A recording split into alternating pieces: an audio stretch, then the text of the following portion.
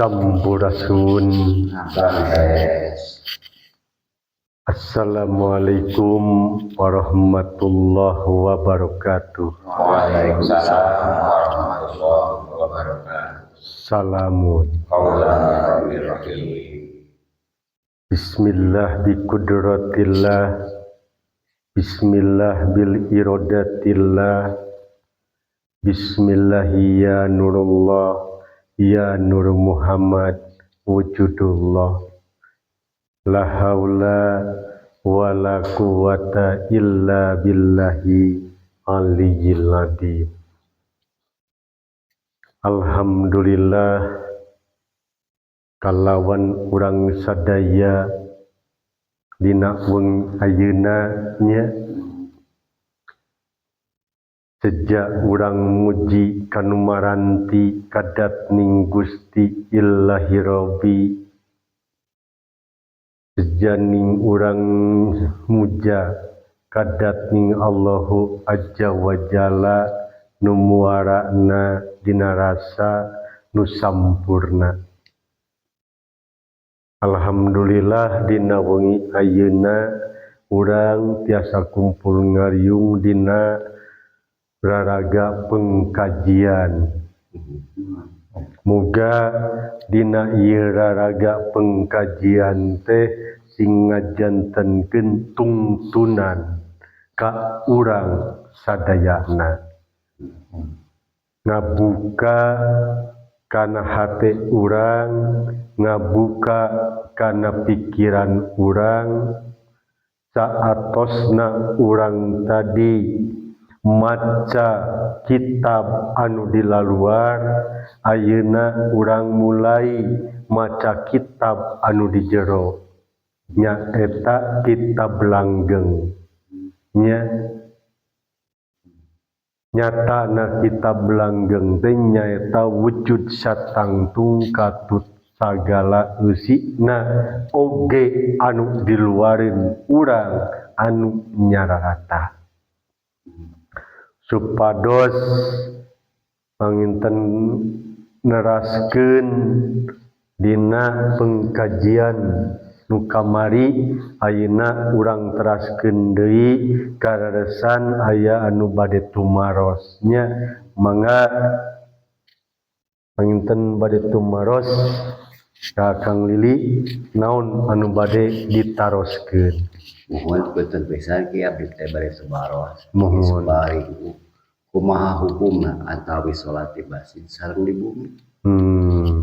Sakitu. Janten kumaha hukumna antara salat di masjid sareng di bumi. Itu poinnya. Jadi hartina teh meureun kana ganjaran. Ditarima jeung teu ditarimana kitu meureunnya. Lamun urang tadi macana ngajina masih keneh di SD, arti SD teh meureun tadi syariat, ari hartina syariat teh perjalanana pikiran, nya pan ari syariat teh tina ngasal bahasa sirot. Ari hartina sirot teh jalan. Jadi syariat teh jalana pikiran. Pasti berhubunganana jeung ilmu fikih eta makan nya. Maca diapalkeun, ditalat, asup kana pikiran. Cek dina fikih pang abdolna salat nya tetep di masjid eta numut tinu syariat. Kade urang ulah arek ngarempal kana aturan syariat nya. Tapi urang kudu ningkatkeun lamun sakola teh mah ti SD ka SMP, ti SMP ka SMA nya tuluy kuliah jadi mahasiswa. Lamun geus jadi mahasiswa mah berarti geus lain ditalar nya gitu. tah ceuk dina syariat hukum fikih tetep eta afdolna mah di masjidnya. Ngan kudu kaharti lamun salira akang ayeuna salatna karena ganjaran nya hayang leuwih afdol di masjid, hayang gede ganjaranana 27 ganjaran. Lamun urang salat berjamaah berarti urang teh masih keneh can ikhlas ngajalankeun eta ibadah teh. Kartos pamrih bohong meureunnan anu disebatkeun inna sholati wa nusuki wa mahyaya wa mamati lillahi rabbil alamin. Ya. Berarti urang teh nipu ka diri urang. Berarti urang masih keneh cicing dina kamunafikan. Berarti urang teh masih keneh munafik. Tapi cek dina hukum syariatnya memang bener dapang alusna salat mah nya eta di masjid. Tapi lamun cek hukum hakikat berarti urang sadarna salat teh pan sadar. Sadarna teh ngan sakadar semet di jero masjid. Nya, kaluar di masjid mah teu saladar deui. Ngomongkeun batur, ngagorengkeun ka batur, loba nyalahkeun ka batur, berarti sadarna ngan sakadar di jero masjid. Tah eta jalma munafik ngaranna. Hartos. Sedengkeun tadi diterangkeun dina surat At-Taubah nyata ayat 107 supados urang kuatan geranya dari umum anu dina syariat lamun teu make dalil teh pajarkeun eta teh ngaji akli cenah nya bid'ah pan kitu cek umum urang buka ayeuna kateranganana dina Quran nya eta dina surat At-Taubah ayat 107. Mangga ti Ustad Ade aoskeun tahartosna nya dina surat At-Taubah ayat 107. Surat At-Taubah ayat 107 anu pihartoseunana di antara jalma-jalma munafik aya jalma-jalma anu ngawangun masjid-masjid pikeun nimbulkeun musibah ka jalma-jalma mukmin nu nimbulkeun kakafiran memecah belah jalma-jalma mukmin. Kan jelas ya. Dina surat At-Taubah 107 diterangkeun aya sabagian jalma-jalma munafik anu ngawangun masjid, anu nyarieun masjid nya anu ngan sakadar eta ngundang kana musibah, harti musibah teh ngajadikeun perpecahan. Teu kurang-kurang sa RT aya 3 masjid jadi tengah hiji apanan nya loba anu mumusuhan karena tadi pedah ieu mah lain cenah taraka masjid ieu pan kitu. Yakin kulobana masjid lain tambah tentrem nya tapi kulobana masjid teh kalah loba rariweuh jelema-jelema teh gogontotan, jelema-jelema teh jujumplukan. Akhirna pecah tali persaudaraan. Teu kurang-kurang dilemur ku akibat tadi ayat 3 masjid 2 masjid jadi hirupna paing-aing nya warawuhna teh masjid ieu dina masjid ieu, masjid itu dina masjid itu. Tah eta teh jalma munafik kan kitu. loba ngadirikeun masjid lain nambah katentreman, lain nambah kenyamanan, tapi kalah timbul perpecahan, silih gorengkeun, silih omongkeun, silih salahkeun nya pan kitu. Tah eta jalma munafik teh akhirna ngajadikeun perpecahan kitu tah. Teraskeun jeung ngadagoan datangna jalma-jalma anu tadina marengan Allah jeung Rasulna. Aranjeunna sarumpah urang ngan hayang kahadean. Jalma-jalma kuayeuna nya keur narunguan dina zaman-zaman anu geus kaliwat seperti anu ngamusuhan ka para rasul, anu nyebarkeun ka tauhidan, anu nyebarkeun ka imanan, pan kitu. Ahli-ahli munafik anu betah cicing dinu syariat, pagaweanana ngan sakadar ngamakmurkeun masjid, pan kitu. Cek maraneh nama padahal manehanana tadi seolah-olah narunguan nya eta pikeun jalma-jalma anu pernah merangan para rasul anu tadi nyebarkeun keimanan atanapi nu disebutkeun mukmin. Kan itu.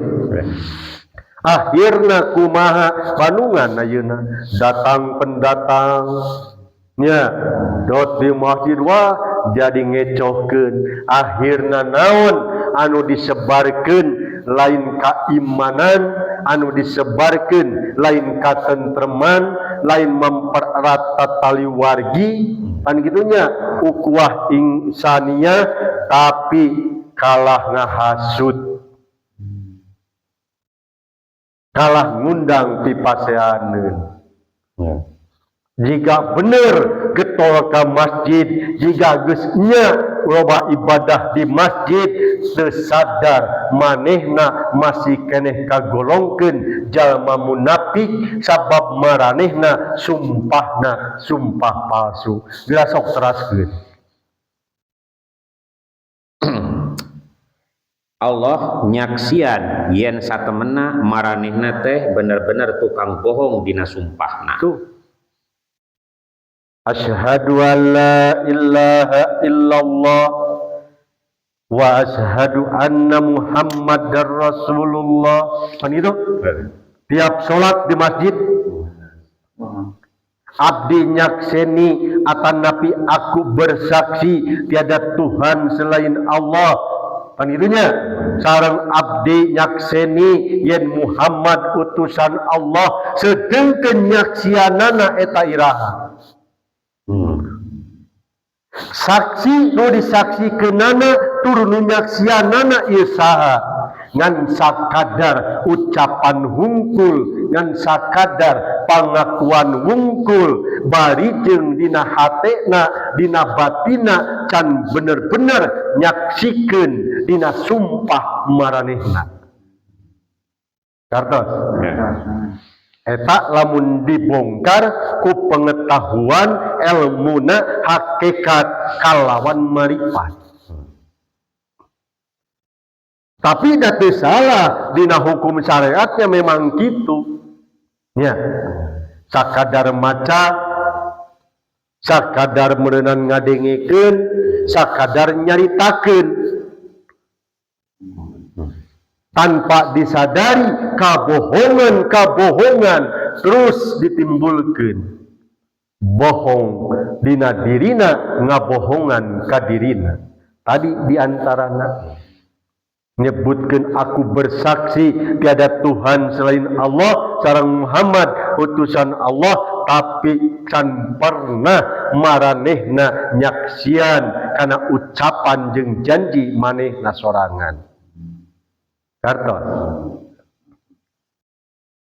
Tapi maranehanana ku sabab loba getol ka masjid nyararang ka anu tara ka masjid teh kalalapir, padahal maranehanana keur aya di nu kakapiran. nuduh-nuduh kabatur anu tara katingali salat di masjid padarkeun teh kufur, padahal manehanana keur cicing dina kakupuran. Loba ngabenci ka jalma-jalma anu salatna tara berjamaah, loba anu ngamurtadkeun padahal maranehna keur cicing dina kamurtadanana. Kata matak pantes dina surat At-Taubah ayat 107 loba na ngadirikeun masjid ku jalma-jalma munafik lain nambah katentreman jeung kanyamanan tapi kalah berpecah belah, memecah belah ikatan persatuan jeung kasatuan. Jeung tatangga nu deukeut ge pan kadang-kadang geus teu wararawu akibat beda masjid nya. Jeung tatangga nu deukeut eta matak rek bisa asup ka sawarga kumaha kan di dunyana ge manehna nyarieun neraka nya. Sedengkeun teu apaleun naon atuh ari bahasa masjid. Ari masjid teh dina arti bahasa nyaeta manusia sajatining diri. Arti masjid deh manusia sajatining diri. Berarti anu init ka masjid kakara menuju kana sajatina diri acan. Da masjid mah tempat diajar, tempat diajar ibadah, tempat diajar ngaji, tempat diajar pangaosan, kakara diajar. Diajar sholat pasti di masjid, diajar ngaji pasti di masjid, kakara diajar. Sabab dina syariat memandangna yen katingali syariat teh ngan sakadar sholat, ngan sakadar ngaji, ngan sakadar loba pangaosan di masjid, umum mah kitu memandangna teh.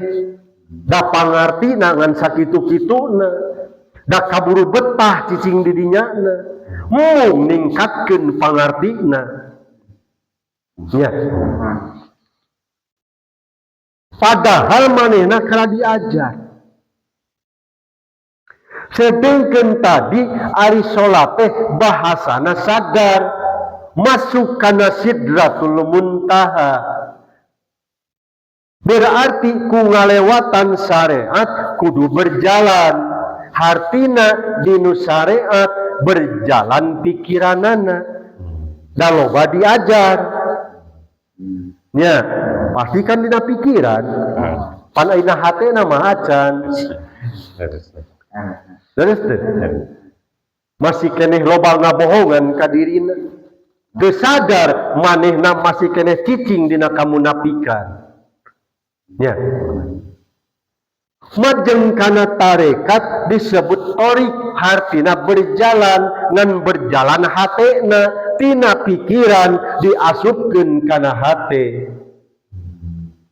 Batin disebutna sabab tadi naik pangartina dialami mengalami kakara didinya berjalan dina hatena torekat. Jadi syariat artina berjalan kakara dina pikiranana, torekat berjalan dina batinna, hate disebutna. Karena hakikat berarti dirinya kakara sumerah diri. Disebut hakikat teh sumerah diri. Sabab naon geus marifat disebutna geus mengenal kana jatining dirina. Tah mangka urang lain kudu ka masjid anu di luar, tapi urang kudu masjid anu di lebet nu disebut Baitullah. Kartos kade bumi Allah teh lain di masjid, lain di Ka'bah. berarti anu nyangka yen Allah cicing di masjid, yen Allah cicing di Ka'bah, berarti geus ngarendahkeun harkat martabatna Allah Subhanahu wa ta'ala. Maknya Allah rek cicing meunang jeunan makhluk atuh. Nya. Sedengkeun aya dinu kateranganna al-qalbu mukminin baitullah, yen qalbuna jalma mukmin mah eta tempat bersemayamna Allah. Da Allah mah henteu terbatas, teu kawenku ku hiji tempat antara dohir antara batin, di luar jeung di jero. Kartos Allah mah teu mika butuh tempat anu meunang nyieun makhlukna, da sadayana ge ieu tempatna Allah. Nu matak lamun anu masih keneh nyangka yen eta masjid bumi Allah sareng Ka'bah bumi Allah, berarti eta jelema masih keneh kalalapir pikiranana, masih keneh kalalupur hatena, masih keneh murtad kalakuanana. Ngan maranehna osok nuding ka batur kanu ngaji maripat, ieu mah murtad, ieu mah geus kafir, ieu mah geus kufur, sidik maranehna anu kana ditu mah. Kartos jelaskan dina Al-Qur'an. Jelas. Ya, yen jalma munafik loba nyieunnan masjid, loba ngadirikeun masjid, tapi teu ngajadikeun katentreman, kalah ngajadikeun perpecahan. Nyata kalawan bukti di mana-mana ayeuna. Ya, berarti masjid masih keneh dipinuhan ku jalma-jalma munafik. Sedengkeun eta dibenci panan wallah. Padahal Allah mah tarang ngabenci, manehanana nu sok ngabarenci. Ya, pinuh ku kadengkian, pinuh ku kabencian, nyangka batur murtad kufur jeung kafir, padahal hate manehanana masih keneh dipinuhan ku kabencian-kabencian. Sabab maranehna jalma munafik. Tuh, ari jalma mukmin mah beda masjidna, lain di luar. Tapi jalma mukmin mah masjidna ge nyaeta alam qalbu, melebet kasajatining diri yen masjid tah ieu tunggana raga. Tah ieu masjid tah nya tempat bersemayamna datning Gusti anu suci. Nu disebut diri urang kade lain urang, tapi diri urang. Perwujudan Allah adalah diri nu matak, sing saha nu apal ka dirina pasti kudu apal ka Gusti. Matak kudu apal ka dirina sangkan urang apal ka Gustina. Jadi kang kasimpulanana lamun berbicara dina hukum urang geus jalma mukmin, salat mah hempek, rek di imah, rek di masjid, rek di mana-mana. Sabab salat teh lain junggal jumpalik, salat teh sadar. Jadi akang teh kudu sadar lamun keur ka masjid, kudu sadar lamun keur di imah, kudu sadar lamun keur ulin, kudu sadar lamun keur gawe. Nya, kudu sadar urang keur ka mana-mana. Itulah akang aqimus sholah, ngadirikeun sholat. Matak diri kanlah sholat, diri kanlah sholat, lain nangtung. Diri kan sholat, artina diri kan sadar. Jadi diri kan sadar. Ya, wa huwa ma'akum aina kuntum, di mana kuring nying hareup di dinya Gusti aya. Mata geus teu kudu ka Ka'bah, geus teu kudu ka Mekah, geus teu kudu ka masjid, di mana-mana Mekah jeung masjid, di mana urang ngaringhap, di mana urang nying hareup di dinya masjid jeung Ka'bah ayana. Geus kitulah. Nya. Keun bae da ayeuna mah geus kagok kudu dibuka-bukakeun ngaji mah ngarah Jati Sunda teu Bararodo. Nya ngarah di Nusantara teu loba katareripu. Kudu dikembalikeun deui kana pangarti jati dirina. Tauhid anu sabener-benerna ulah ngan sakadar dibibita jeung disingsieunnan. Batur mah palalinter bisa ngabibita jeung nyingsieunan. Nu barodo mah urang. Masih keneh benang disingsieunnan, masih keneh benang dibobodo. Nya akhirna salawasna cicing dinu kamunafikan. Kartos tah ieu muga nya jang hidup we khususna keun bae batur mah ieu mah jang hidup sangkan ngalalarti jadi orang Nusantara, jadi orang Sunda teu loba katipu jeung kabobodo ku deungeun-deungeun. Nya sabab pangarti angin Gusti anu ngabingbingna nu matak urang kudu wanoh jeung mengenal ka Gustina ngarah aya dina tungtunanana. Kade da urang mah moal disalametkeun ku ustad, moal disalametkeun ku kiai, komo ku habib ka dituna. Nya salamet iwa ku diri urang sorangan. Kartos muga dina ieu singkat tadi pertarosan ti Kang Lili ieu sing ngajadikeun tungtunan khususna kanggo urang di dieu salaku kulawarga pancar tunggal nya tah sakitu penginten Kang Kartos ke teu kahartos mah naroskeun deui nya kumaha cara-carana. Sakitu panginten kasadaya dulur-dulur pangapunten anu kasuhun da ieu mah versi di Pancar Tunggal, pengkajian di Pancar Tunggal, jang kulawarga Pancar Tunggal sabab tadi rarumasaeun jadi manusia. Da ari jelema mah moal bareukieun, yakin jelema mah nya moal bareukieun lamun dibibita jeung disingsieunnan pasti raresepeun. Ya, tapi manusia mah geus teu butuh ku dibibita jeung geus teu butuh ku disingsieunnan. Yakin hukumna hukumullah, lamun urang migawe bener berarti salamet, lamun urang migawe salah berarti eta cilaka kudu bisa tumarima jeung narimakeunna. Ya, sakitu pangapunten anu kasuhun sampurasun. Assalamualaikum warahmatullahi wabarakatuh. Waalaikumsalam warahmatullahi wabarakatuh.